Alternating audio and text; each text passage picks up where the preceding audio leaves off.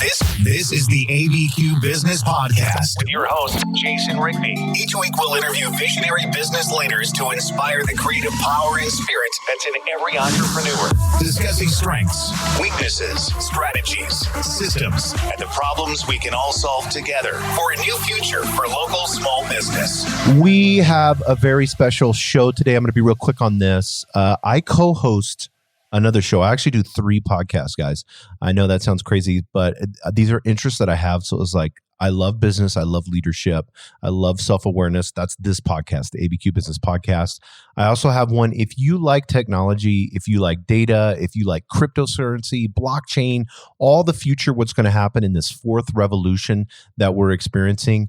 And we know the World Economic Forum and all these people are sharing this and talking about what's going to happen in the next 5 to 10 years. You're going to love this. And I encourage you to go to Spotify or Apple and type in TCast. So TCAST, TCast by Tartle. That is the other show that I do with Alexander McCaig. He is the CEO and data pioneer for Tartle.co in exchange for data. It's a revolutionary website. I'm actually the chief marketing officer for that company.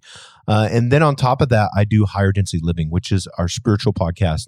So we talk about all different types of religions. We get into aliens, conspiracy theories. We get into all kinds of things, but it's mainly a spiritual podcast in the sense of talking about, how you can be a better person, how you can have better leadership, how you can make decisions that are going to better humanity, that are going to make you and your family and those that you love the most to be the most, not just productive, but to have the most. I want to stop right now and say this. Whenever we make the decision to serve others, we change the paradigm and the reality of our world. Your life mission is to serve others. Serve humanity, to serve others. And we know every great spiritual leader that we've ever seen that has come upon the world, whether it's Jesus or Buddha or whoever it may be, all of them were in service to others. When you can develop this selfless love of service to others, I'm telling you, it will cause you to, all that craziness that you have in your brain, it goes away. It's just showing love, showing light, being positive in everything that you can do. Not this negative BS that we see constantly that's just bombarding us through all this division. We're here to unite, guys. Yes, we can be truthful and we have to call out truth. But this doomsday stuff, gone, done. We're love, light, we're unity, we serve others. That's what we do. And that's what Higher Density Living. So if you want to get a spiritual podcast, I encourage you to type in Higher Density Living. Those are the 3 podcasts that I do. But this is an episode from TCast about leadership and about leaders taking hunches and how hunches are wrong. This gut feeling that we want to go to all the time, it's just wrong. They've scientifically proven it. So how do you make decisions? How can you be better at that? That's what this episode is. And so I encourage you guys, I want you to listen to a TCast episode right now.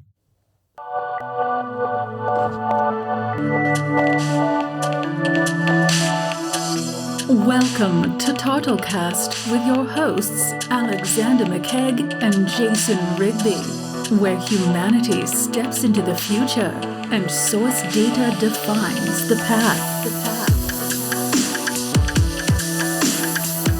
Alex, we're coming in hot and hard. We are.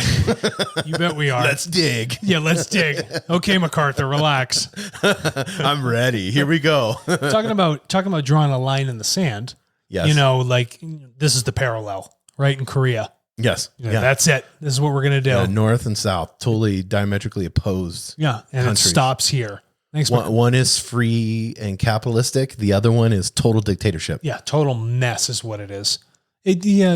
MacArthur he was up there in Korea, right? Yeah. And then he wanted to go farther. He wanted to push. Yeah. I think Patton was all on board with him too, to say, hey, while we're here, let's just go ahead and take over.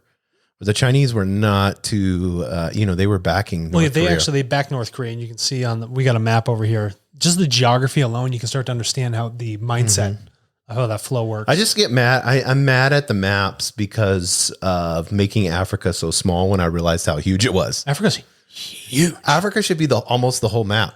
Yeah. Technically, you can take Russia, the scale China, is wrong on this. South America, the United States, and shove it all in Africa. That's how big Africa is. you know, and there's 50 something countries. Yeah. The scale's just totally wrong on that. Yeah. Look how small Africa is. It shouldn't be that way. What you know? type of colonists put this world map together? It's just political too. Yeah. See yeah, that? the world political. They are so dogmatic, whoever put this map together. Yeah, it's wrong. And we're for you, Africa, 110%. 110%. It's an amazing, the diversity in Africa. Africa's is so a amazing. beautiful place. Oh my God. If you've never been, try and go. Yeah, I've been to a couple places there in Africa, and it's just the people and the culture, and then you've got extreme desert, extreme jungle, you've got coastlines, you got the Atlas Mountains, you got some great stuff. Down everything there. Yeah. What I want to talk about is drawing lines, because you told a story about a while back, and it got a lot of views on YouTube. So I wanted to kind of bring it in a little bit more. You talked about how the old days production. Yeah. And then how like managers would come out and they would just say, okay, we need these many pallets, or we need this much material made, and here's the line, and I want it, you know, stacked up to that line. Yeah. So I used to do a good amount of consulting work in manufacturing outfits. And, you know, I Lean Six Sigma kind of stuff, like dealing with efficiency standards. Efficiency without firing people. I just want to state that. Okay. Because most people are like, oh, just get rid of people. That's not what it was. It's like, well, how do you just make the person naturally more efficient? How do you ease their job and their burdens? Because it just makes the whole plant better, increases the morale too, especially when you're dealing with like union stuff. But, there were some places in terms of manufacturing where there would legitimately be a line on the wall. So in the shipping area where the product is actually going out, this material product, the owner of the factory would come in, and if the amount of product didn't hit that line, people were being inefficient for today. They're behind, right? So he knew that if the product hit this line, I'm making this much money, it's getting shipped out, we're going to do okay. So as long as this line is hit, I don't care how inefficient all the back processes are going on right in the plant, it doesn't matter. We just got to make this line. So what do you think without getting too technical, what do you think in more of a macro view where they came up with that line from? Well, the line is strictly, it's a dollar thing for them. They know if the product reaches this line, I can ship, and this is the payback. But they didn't realize how much is actually lost on the back end. They think that this is the most efficient process. Right. Because of, what the accounts receivable is telling you, how many POs you're putting out or whatever it might be. But in truth, there's so much lost in the labor and, product waste and just time in general happening on the back end of the factory to achieve that stupid little mark that was put on the wall. Yeah, because what if you had a shitty product, but you put that shitty product and you're taking shortcuts to get to the line? Yeah, so your focus is on the line. Right. On the line rather than the people, the product, the quality, all these other things that really go into the making of something that is beautiful, right? So even if you're making whatever type of widget or a lock, if the person making it is having a bad day, they're gonna screw up. Right. But all of that, or even just design in general, they're not going to care. So the one piece of data that you're looking at, this line, is not a true measure of efficiency. And so when we look at how we've been analyzing data right now, we've been looking at such a small part of the picture. And so all this information has been done, all the decisions are done on hunches. Right. Oh, that feels good. This line feels good. It makes the owner emotionally feel better, but they're only operating on 10% of the information. 90% of the factory's up in flames. Right. Your workers are completely upset. There's hazards all over the place. You're not looking at all of the data that feeds your little line right here. And this is something that I want to get into. When you see the tech industry in the 1990s and you see creativity, I mean, it's unrivaled. The amount of tech that was created in the 1990s. And I mean, just the iPhone alone, I think is probably one of the greatest inventions. The smartphone in general. Probably one of the greatest inventions that we'll ever experience. I mean, it totally changed everything. And then you started getting into small computing, which was Apple and Bill Gates and, Steve Jobs and all them. And then, being able to have, instead of a cash register, now you have a computer, at every business. And now they're so affordable. Everyone has one, So whenever you look at tech, and you see the 1990s and this extreme creativity, and then you look at tech now. There wasn't a line on the wall back then. No, there's such an availability of capital, and there was such a push for the next best technology that people would fund anything, any sort of creative idea. And when we look at how technology businesses have developed today, it's no longer, it lacks a good chunk of it, that creativity, because when people think creative, oh, that's costly. Yes. They don't understand that it requires a lot of upfront time to get to something truly significant. So a lot of these businesses are just businesses remaking the same type of business. Yes. And it lacks creativity. And now the only focus is on ROI rather than pushing the needle forward on helping humanity. It's like the iPhone 32. I'm just afraid it's going to have a better camera, a better screen, Yeah. a different size. There's no creativity in that. No. The creativity was in thinking about putting a computer in someone's hand. Right. That's a creative thought. But once it's already been done, now you're just improving, you're iterating upon technology that's already been since the early 2000s. And so when we look at what the line used to be, as opposed to the line now, the creativity has been skirted.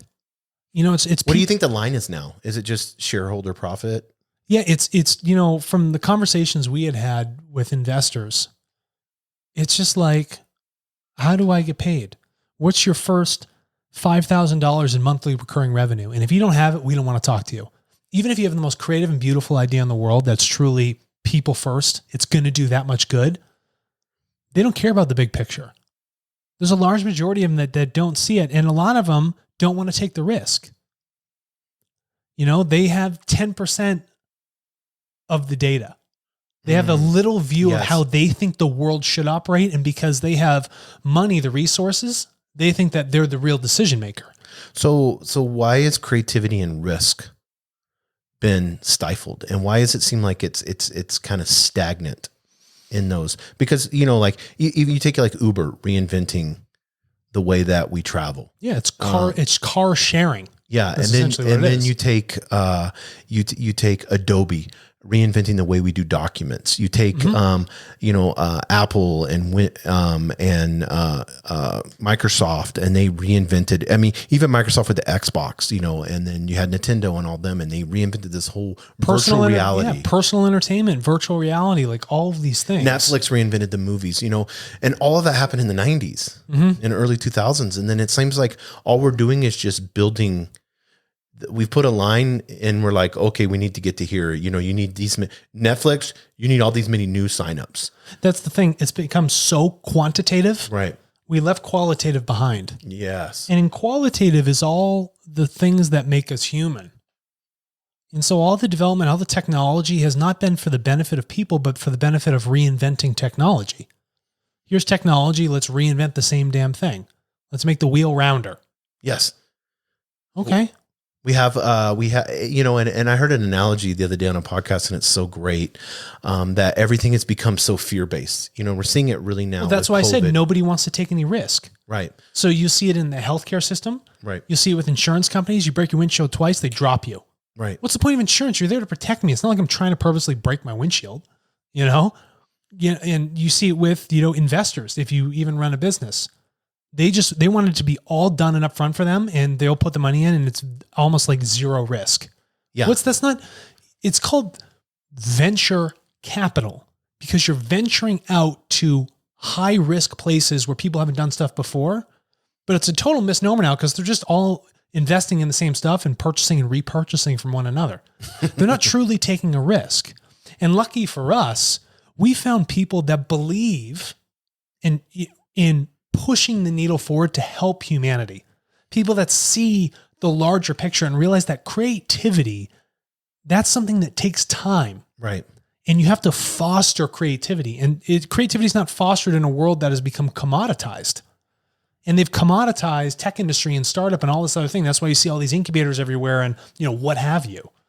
Or the end goal of the company is to, how can I sell this company? How can I come out in a few years and have made this much money? So I'm going to go through my burn rate, and here's where I'm at. We always knew when someone says in 5 to 7 years, what's the exit look like? I knew we were talking to the wrong person. Because when you're looking at something that has a mission, purpose, value of the greater good for hundreds of countries across the globe and every single individual that lives within that country, that's not a 5 to 7 year thing. It takes time. That takes people that have vision. And when you're just marking a line on the wall and saying, this is where the product has to hit, that lacks vision. That lacks foresight and actually the perspective to look at all the other data that's happening behind you about is what's really required to get to that end point. People just want to see the end and just be done with it. Yeah, they don't like, want to put in the work. What are your leading KPIs? Okay, and then it's like whether it be an investor, whoever it may be, a CEO. Okay, here's our line. Yeah, and so we're going to do whatever it takes, whatever strategy we have to do, whether it's right, to make a profit, we're going to lay off 200,000 people or however it may be. Yep. We're going to put this line here. And what I wanted to get into with fear, and then we'll close out on this. And this was a great example. Kyle Kingsbury, I was listening to his podcast, and he talked about this. He goes, back in it's like taking, people that used to live in a cave back in the days. And so one guy decides to venture out of the cave. Well, he doesn't come back. He gets ate by a lion. So everybody's like, oh my God, you can't go out of the cave. Don't go out of the cave. It's so fearful. Where like one guy says, well, how about we make spears? So we can defend ourselves. Yeah. And that's humanity. It's taking struggle, taking something that is fear-based and heading into the fear. Yeah. And saying, how can we outwit that? Not physically, but with our minds. How can we do that? How creative can we be with risk? Yes. To turn around and change humanity for the better. Yeah. And when we just look at how companies now point at each other and make blame, or say that, you have a bad product, you're doing this, blah, blah, blah, blah, blah. It lacks a vocabulary of unification. Somebody may be doing something that isn't the best way to do it. Right. So find a way to work with them rather than make them the enemy. And that's what we're trying to do at Tartle. I've had several people say, well, you guys are talking against big tech. No, we're not. No, we're not. We're talking about... I'm for Google. I'm for Facebook. I'm for all of those. We're talking about helping all of us evolve together. Yes. We can make their processes more efficient. We can help bring higher moral and ethical values together. We can deepen the respect for the people that support those systems. Yes. Right? And that's what we're looking to do. We're not here to create enemies. We're not here to draw a line in the sand and say, this is the parallel, you're bad over here, we're good.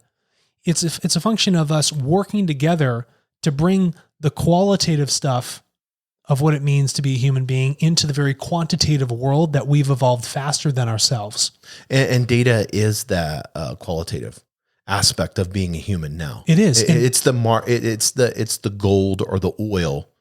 Yeah. That was back in the old days. Data is that now. And the future quickly moves into the past in a very fluid form. So if we do not take the data of recording that and going back and reflecting on it, it'll be very difficult for us to learn and evolve as a species or even as a business, right? And that's what we need to look at. That's the value in it, is looking back at those things and learning from what we have recorded. And data allows us not to forget. It just records what is. And instead of just looking at the 10%, which is your future, we got to look at the other 90% that led us to this point of what our future is. Right. Okay. So we have to evolve as the owner of our factory. Have you heard, and I'll close out on this, have you heard the story in the Bible of Jesus going to... Oh, we're getting religious on this. Okay. No, I think it's interesting because he drew a line in the sand. I like parables. Go ahead. Yeah, it's a parable. Give me a parable. Yeah, he drew a line in the sand, and there was a lady that was being accused of some pretty horrendous crimes. And the Pharisees, the religious people at that time, came and... when they, and Jesus walked up and they were going to, back then they would stone people, like take big rocks, put them in a pit. And then, there's still some countries where people do that. Yeah, there's still countries, and then, and so he drew a line in the sand and he said, those of you without sin, you can step over here and then you can judge, and I look at, the reason I'm mentioning that story is because I'm looking at, these companies, like you said, squabbling back and forth and arguing and doing all these things. And it's like, can you step over in that other line? Is your metric, your line on the wall, your line on the sand, is it to help humanity? Is it to take the risk and be creative? Yeah. And when you can step over on that line, then you have the right to say anything. Yeah. Then you have because you're on the side of life and evolution. Yes. And your data will help us evolve. Right. We just need to use it better. And we can do that by respecting people. You know, it's easy to point fingers and build a wall and say that's an enemy. But the question is, how do you actually like build a bridge and connect to those people?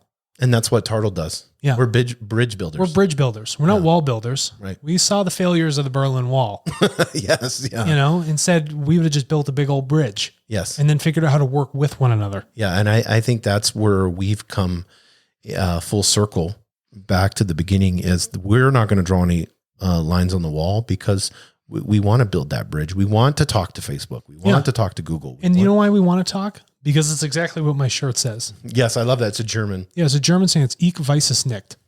And it means I don't know, or I don't know anything. So because of that lack of knowing, we need to communicate with one another.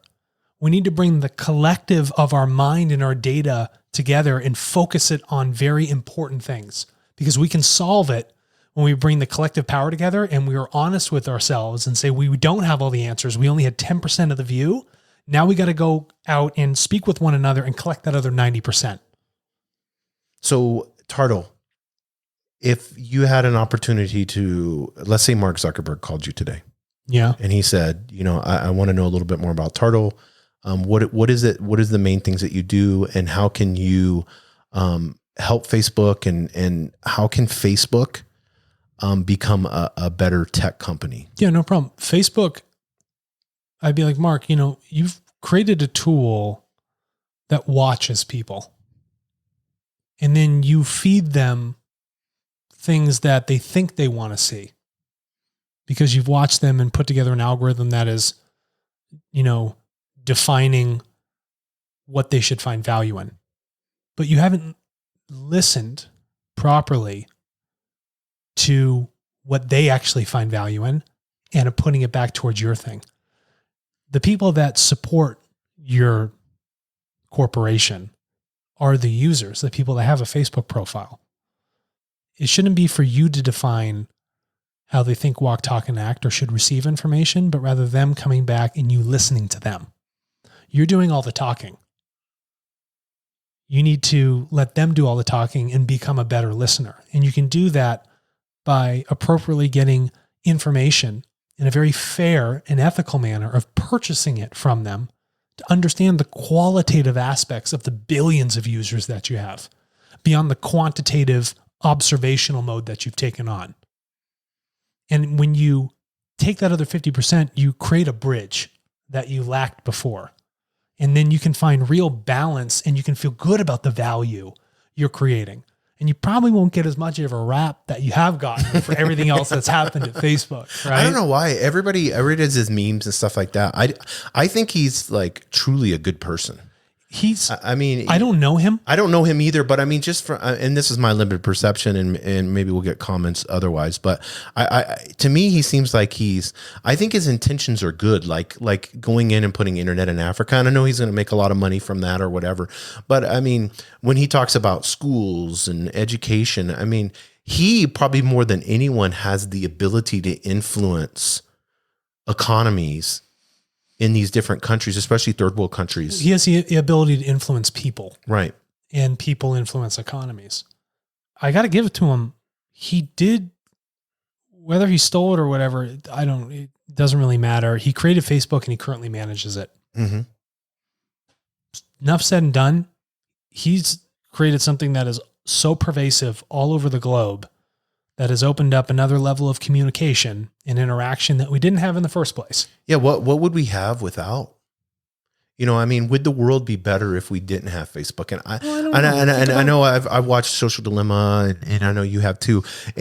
But it's like any tool, it's the response, and you believe this and I believe this too. Any tool that's out there, it's the responsibility of the individual to use it properly. Yeah. You can't I don't blame Facebook. We were not responsible with how much data we were giving away, or we weren't, truly conscious of how this thing was evolving. Right. We weren't paying attention. And when we don't pay attention, things can fly right under our noses. And I think we pushed all of us all together, pushed it to what it is. When something's so large like that, it is very difficult to maneuver that ship with so much weight. Mm-hmm. And the collective of people using it kind of maneuvered it in a certain direction. And there are other influences like money that come in and people are saying like, oh, can we use it this way? I think this might be beneficial. Sure. But, people have the power and they always forget that. And we just are only now stepping up to the plate and saying, I really don't like you feeding me up things like this or using my information this way or whatever it might be. We're only now just starting to find a voice for this technology that we co-created. Zuckerberg didn't do it himself. Us using it helped actually refine those systems. Yeah, and it's so funny. It's like, and to kind of push back a little bit, I was listening to Joe Rogan the other day, and he was talking about YouTube, and I agree with him 100%. For me personally, I actually enjoy the ads I get on YouTube. Like they do a great job of the ads they serve. They know what they're doing. I could easily pay the, $9.99 a month or whatever, and I don't get ads. Yeah. But sometimes I get really unique companies that are very relevant to what I want to see a Patagonia ad. Yeah. I'll watch the whole thing all the way through. Sometimes I'll watch a 5-minute Patagonia ad. The North Face ad is amazing. Like get out, go. I mean, some of the ads are so well done, with things that I believe in or Nike's ads. And it's almost like, for me, it's like, it's not a disruption because the algorithm serves them so well to me. And I think the value in advertisement is changing. Yes.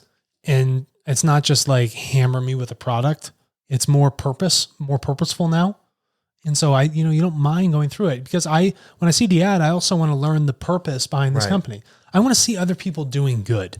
It's like the North Face. It's kind of a controversial view if you really think about it. The whole commercial's like showing the ocean, showing, the mountains, showing lakes. And it's just like, get outside. Yeah. Like, and that's you think about it, it's like a cool commercial or whatever, but if you really think about it, that's a pretty controversial statement right now. It's shaking you up. Yeah. It's like you're missing, what the world is delivering you. Like there's nothing wrong with you going out on a hike, just social distance, wear a mask, whatever, but there's nothing wrong with that. You need to go outside. Yeah. You need to connect with the thing that makes you like no one expected bike sales to be like they are bicycles. So I just read an article, I think we're going to be talking about it soon, how the city's infrastructure is changing because so many people are on bikes now. I do that. I have a bike. That's all I have. I don't have a car. All you ride is a bike. I have a bike. I have a nice bicycle. That's it. And I bought it online. It's great. Yeah. No, and I tried to get my bike repaired and all the shops are 3 months behind. Yeah. It's interesting, how especially in this area in New Mexico, everybody's got to be outdoors. Yes. And we do have a nice bike infrastructure. You can get anywhere around here. Yeah. There's bike lanes literally everywhere. Yes. And they have great one-off bike paths, but that's a side point. But if we're drawing that line, the token to learn from this is that we need to pay attention to the other 90% of the data, whether that's the people that support the company or 90% of the processes that lead to the 10% of our profits. We need to focus on that because it's been missed and there's no reason for us to operate on those hunches anymore. And we need to respect the things that truly support our businesses, right? Our healthcare systems, our political systems, our countries, and that's the people, right? In the interaction of, them and their data and what they create, we need to be co-creative in that process. Yes. Rather than just looking at it from an economic advantage. Co-creative. I love that word, Alex. Thanks.